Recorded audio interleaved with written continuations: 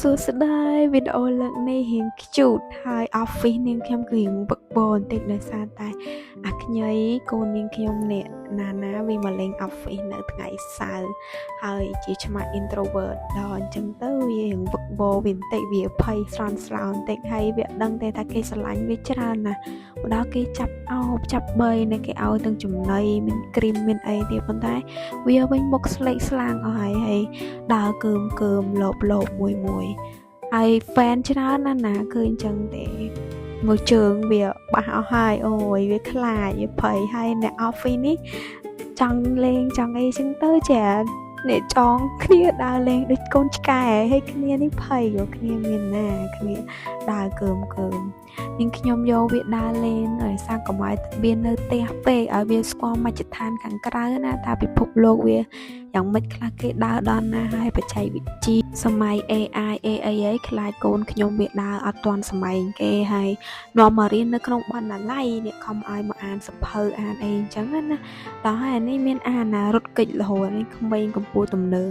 ឲ្យមករៀនឲ្យចេះដឹងចេះអានទៅសេទុបីយើងជាឆ្មាក៏យើងត្រូវរៀនចេះដឹងដែរចេះអានចេះទៅសេហើយសភៅឲ្យរៀនតែខ្មែរសិនមិនទាន់ឲ្យអានអង់គ្លេសផងហើយដល់អញ្ចឹងមើលច្រឹកមើលណោះពួនបាត់ហើយនឹងដាក់ដៃចូលរកដេកលក់បាត់ហើយអានេះមិនទាន់បានអានមកសភៅផងហើយនៅទីនេះក៏មានឆ្មាផ្សេងទៀតដែរនៅ factory ភ្នំពេញណាអញ្ចឹងបើអ្នកទាំងអស់គ្នាចង់ adopt យកឆ្មាទៅចិញ្ចឹមវិញគឺអាចជួយយកទៅចិញ្ចឹមខ្លះបាននៅទីនេះក៏មានអ្នកយកទៅចិញ្ចឹមមួយចំនួនដែរប៉ុន្តែដោយសារតែឆ្មាច្រើនអញ្ចឹងក៏នៅមានកូនឆ្មានេះ cute មែនតើពណ៌សម្បុរណាហើយមាននៅនេះក៏មានអ្នកឲ្យចំណីដែរដោយសារតែវាជា stray cat អត់មានផ្ទះនៅអញ្ចឹងទៅអ្នកទាំងអស់គ្នាចង់ adopt អីអាចជួយ adopt បានណាហើយនរណាខ្លះអត់ដែរបានឃើញឆ្មាចេះចុច laptop ធ្វើការអីនេះវីដេអូនេះគឺត្រូវមកឲ្យឆ្មាសំណាងលើលោកមានអ្នកបរៀនមានអីចឹងណាហើយឡើងដេកឡើងអង្គុយគាត់ទៅនៅលើតុ office គេចាអាឆ្មានេះគឺឆ្មាទំនើងមែនតើហើយរៀងមាន confident តិចតួចគេរៀងស្គាល់តិចអីគេលែងសូវភ័យហើយអូយកំបាប់ណាស់អ្នកទាំងអស់គ្នាកំបាប់ណាស់ចាំទៅផ្ទះវាទេអូយ sorry អូយខ្ជូតណាស់អ្នកទាំងអស់គ្នាគួរឲ្យស្រឡាញ់មែនតើដឹងមែនឥឡូវវាទំវិញទុកម៉ែវានឹងវាទៅរកតុកអ៊ីញ៉ាវិញណាព្រោះ